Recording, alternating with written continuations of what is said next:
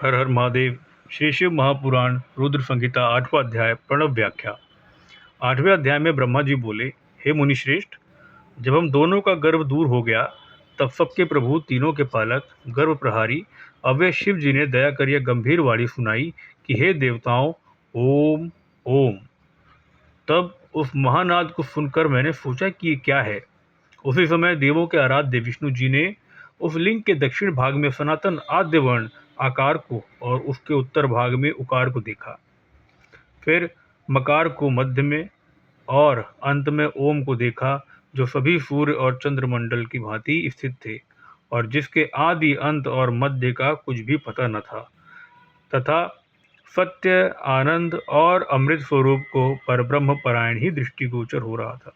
परंतु ये कहाँ से प्रकट हुआ है, इस अग्नि सदृश की हम परीक्षा करें और इसके नीचे की ओर जाकर देखें।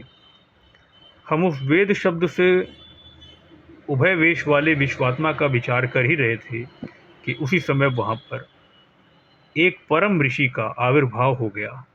विष्णु जी ने उस ऋषि से पूछ समझकर एक दूसरे ब्रह्म शरीरी शिव जी का ज्ञान प्राप्त किया, जो कि अचिंतनीय, वाणी से अप्राप्त, मन का गम्य नहीं और केवल एक अक्षर ओमकार से ही जाना जा सकता है।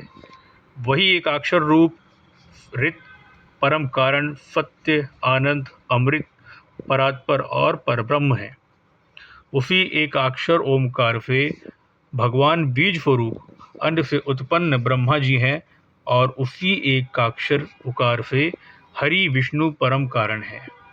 फिर उसी महार से नील लोहित महादेव जी हैं, परंतु सबका सृष्टिकर्ता आकार ही है।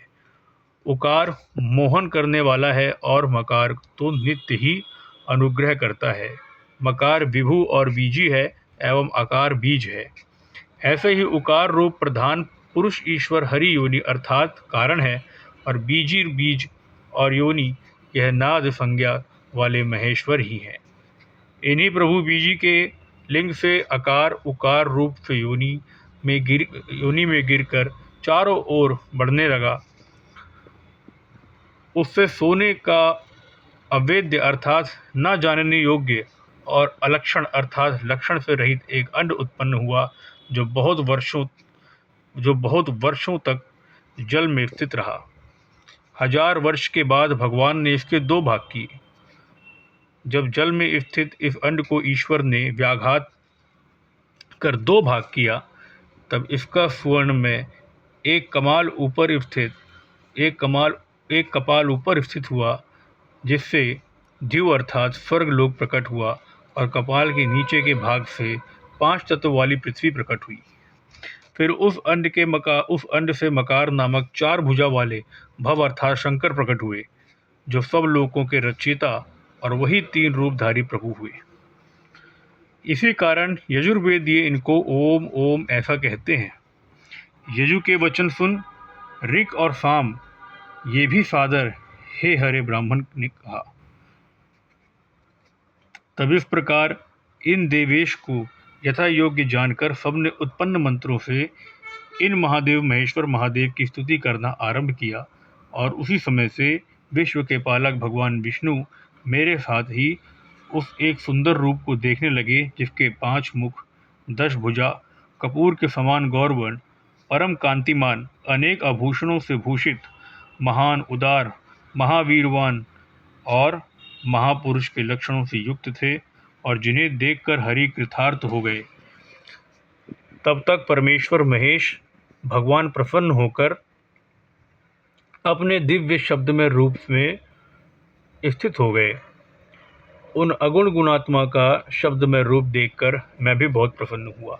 फिर हम दोनों ने उन्हें नमस्कार किया। तदनंतर उन्हीं से सुंदर 38 अक्षरों वाला वह मंत्र प्रकट हुआ, जो बुद्धिदायक और धर्म अर्थ का साधन है।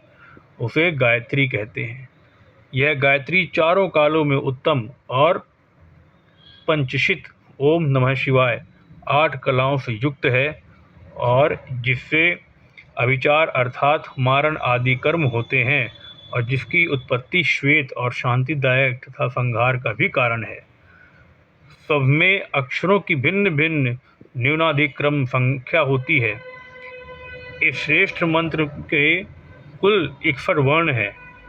फिर मृत्युंजय मंत्र है जिसमें ओम जूम स्वाहा अथवा त्र्यंबक यजामहे इत्यादि कहा जाता है। इसके साथ ही पंचाक्षर मंत्र है जिसमें केवल नमः शिवाय मंत्र और क्षम्यो चिंतामणि मंत्र और दक्षिण मूर्ति मंत्र उत्पन्न हुआ। पश्चात शिव का महावाक्य तत्वमसि नामक मंत्र हुआ और इन पांचों मंत्रों को विष्णु जी ने ग्रहण कर अपना आरंभ किया। फिर ऋग यजु साम सहित मैंने और विष्णु ने उन वरदायक सांब शिव ईश्वर की प्रसन्न चित्त से स्तुति करना आरंभ किया। इसी श्री शिव महापुराण द्वितीय रुद्र संहिता का 8वां अध्याय समाप्त।